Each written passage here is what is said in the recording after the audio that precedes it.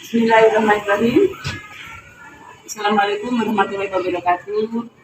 Saya Musriati, pengawas binaan Balikpapan Utara, akan membagikan praktik baik tentang coaching yang ada di lembaga Balikpapan Utara, terutama untuk kepala TK wilayah Balikpapan Utara di bawah binaan saya, Ibu Musriati.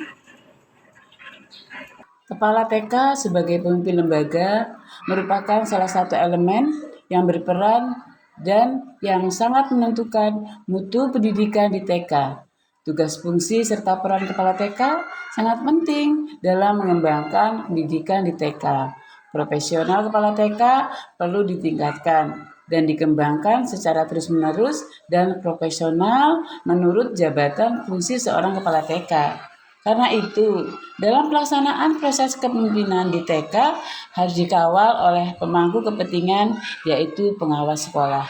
Untuk itu, peraturan-peraturan yang telah ada wajib dikawal dalam mengimplementasinya di TK. Coaching kepala sekolah oleh pengawas sekolah adalah mendampingi dan meningkatkan kompetensi kepala TK, manajemen pengembangan kurikulum, dan komunikasi dengan orang tua, serta mendiskusikan isu-isu praktik kepemimpinan, pembelajaran sehari-hari, mendiskusikan perencanaan kepala sekolah, dan penerapan hasil pembelajaran lokakarya sehingga kepala TK mampu 1.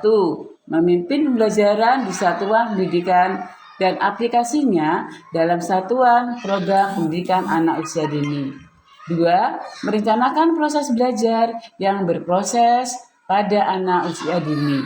3. Melaksanakan proses belajar yang berpusat pada anak. 4. Melibatkan orang tua murid sebagai sumber belajar di sekolah. 5. Mengelola program sekolah yang berdampak pada anak usia dini. 6.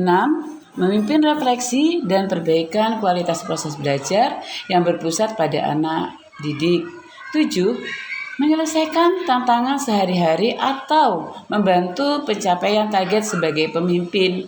Jika semua ini dapat dilaksanakan dengan baik dan objek direalisasikan.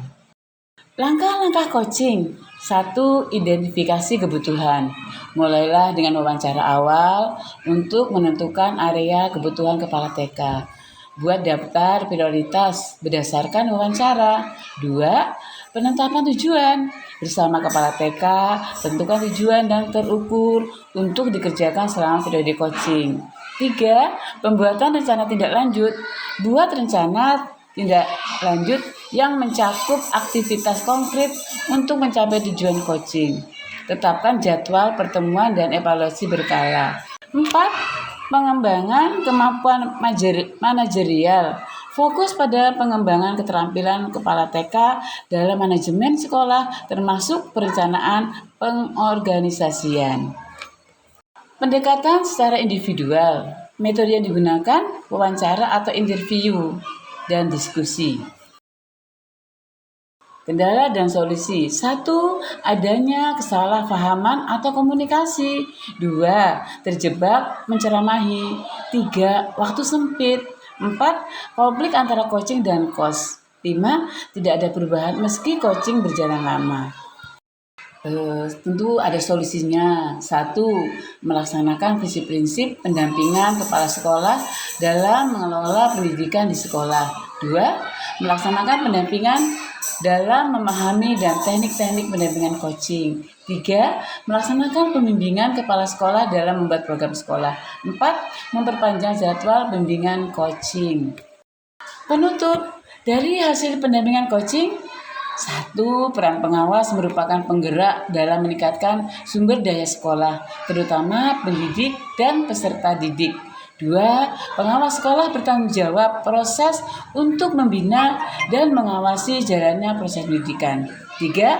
Sehingga proses pendidikan berlangsung kondusif dan efektif serta menghasilkan peserta didik yang bermutu dan berkualitas. Demikian praktik baik yang sudah kami laksanakan di lembaga wilayah Balikpapan Utara.